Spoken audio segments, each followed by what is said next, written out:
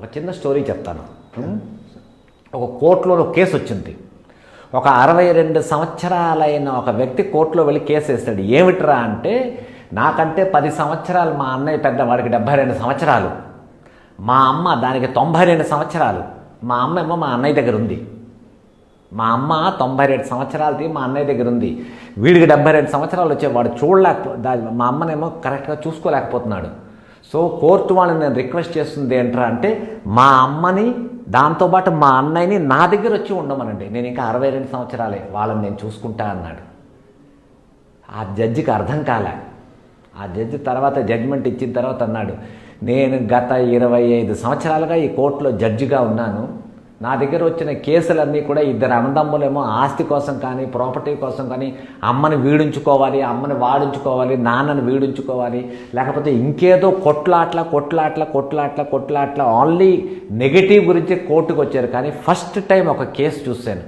ఏంట్రా అంటే, నా అమ్మని నేను చూసుకుంటా, మా అన్నయ్యని నేను చూసుకుంటా అన్నది భేష్. కట్ చేస్తే ఇదే జడ్జి వాళ్ళ విలేజ్కి వెళ్ళాడు. విలేజ్కి వెళ్తే అక్కడ వాళ్ళ అన్నయ్య ఉన్నాడు. వాళ్ళ అన్నయ్య 80 వస్తున్నాడు. వాడి దగ్గరికి వెళ్ళి అన్నాడు, అన్నయ్య ఒక పని చేద్దాం, నువ్వు నాతో పాటు హైదరాబాద్ వచ్చి మన ఇద్దరం కలిసి ఉందాం. లేదు నువ్వు రానంటావా, నేను నా కోర్టు అక్కర్లేదు, నేను నీ దగ్గర వచ్చి ఉంటాను. సో అలా ఉండండి. అన్నదమ్ములు చిన్నప్పుడేమో అమ్మ దగ్గర పడుకున్నప్పుడు అమ్మ నాకు కావాలని ఒకడేమో అమ్మాయి చేతి తీసుకుంటే, అమ్మ నాకు కావాలని ఒకడు, అమ్మ నాకు కావాలి అనేసి ఇద్దరు కొట్టుకుంటారు. ఇదే వీళ్ళు పెద్ద అయిపోయిన తర్వాత అమ్మ నువ్వు ఉంచుకో, అమ్మ నాకు అక్కర్లేదు, అమ్మ నువ్వు ఉంచుకో, అమ్మ నాకు అక్కర్లేదు అంటారు. వై?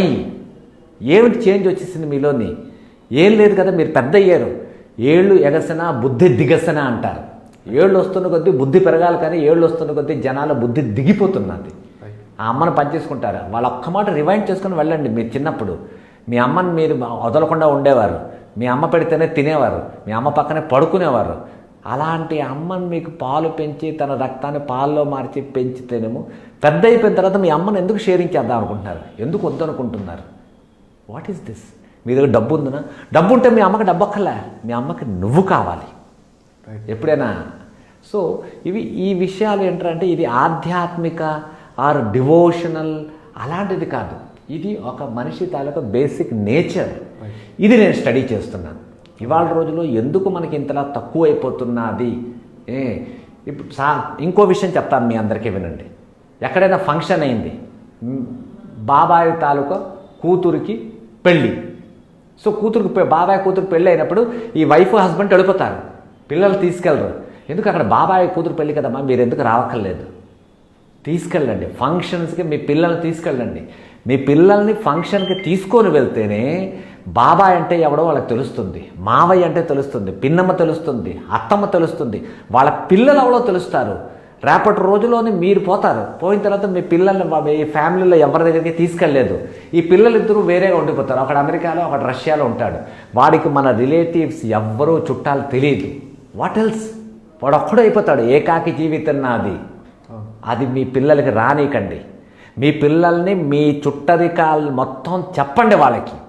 ఏయ్, ఇదిగో బాబాయ్ కొడుకు నీకు తమ్ముడు అవుతాడు, ఇదిగో అత్తమ్మ కొడుకు నీకు బావ అవుతాడు, చెప్పండి వాళ్ళకి.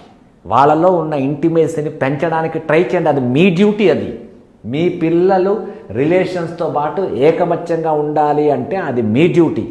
మీరే మీ పిల్లల్ని ఎక్కడికి తీసుకెళ్ళకుండా చిన్నప్పటి నుంచి తాతమ్మ దగ్గరికి నువ్వేం వెళ్ళక్కర్లేదురా, తాతగారి దగ్గరికి, అమ్మమ్మ ఎందుకు పంపించండి, మీ తాత దగ్గరికి పంపించండి. వేసవి సెలవులు వచ్చే హాలిడేస్ ఇచ్చారా, విలేజ్కి పంపించండి పిల్లల్ని.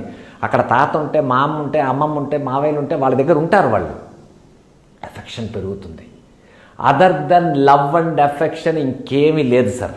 డబ్బు సంపాదించారు అంటే మీ దగ్గర డబ్బు రాగానే మీ దగ్గర చీడ పురుగులు వస్తాయి 10 మంది. ఇప్పుడున్న యూత్కి చెప్తున్నాను, మీ రిలేటివ్స్ మీరు వద్దు, నేను ఒక్కడనే ఉంటాను, 24 గంటలు మొబైల్లో చూసుకుంటాను, ఈ మొబైల్లో వాట్సాప్ పంపిస్తాను, లైక్స్ పంపిస్తాను, షేర్ పంపిస్తాను. What else? ఎవరికైనా హ్యాపీ బర్త్డే వచ్చిందంటే హ్యాపీ బర్త్డే ఒక నవ్వు పంపిస్తారు. వాడికి ఫోన్ చేయండి. మీ ఫ్రెండ్ అయినా సరే, మీ రిలేటివ్ అయినా సరే ఫోన్ చేయండి. ఫోన్ చేసేప్పుడు, ఏయ్ హ్యాపీ బర్త్డే రా డూడ్, ఏం చేస్తున్నావు? ఎస్. ఎక్కడున్నావు? లాస్ ఏంజలస్లోనా? ఈవినింగ్ ప్రోగ్రామ్ ఏంటి? మాట్లాడండి. మాట్లాడితే ఇప్పుడు నేను ఇదే మాట్లాడింది, ఈ ఎక్స్ప్రెషన్స్ వాడికి అర్థం అవుతాయి.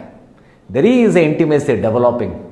రేపటి రోజుల్లో మీరు నన్ను తిట్టుకోవచ్చు, ఈ సత్యప్రకాష్ ఏంటి రిలేషన్ డెవలప్ చేయమని చెప్తున్నాడు ఏంటి అని.